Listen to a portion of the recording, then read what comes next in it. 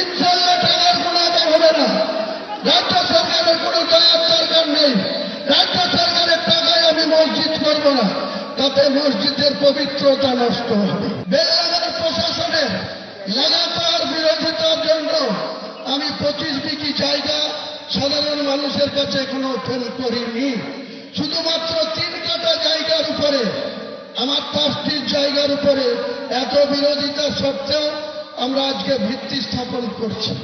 25 বিঘা জায়গার মধ্যে Islamic hospital হবে, বিশ্ববিদ্যালয় হবে, পার্ক হবে, হেলিপ্যাড হবে এবং একটা মুসাফিরখানা হবে।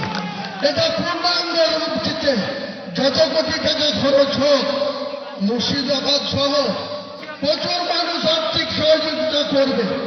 পাশাপাশি আপনাদেরকে খুশির খবর, নাম করতে তিনি নিষেধ করেছেন।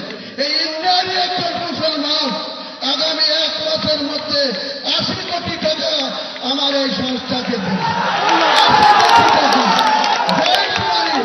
তার কোম্পানি থেকে 80 কোটি টাকা আমাদের এই সংস্থাকে তিনি বাবরি মসজিদ এবং আমার ট্রাস্টিকে সহযোগিতা করবে। ইনশাল্লাহ টাকার কোনো অভাব হবে না।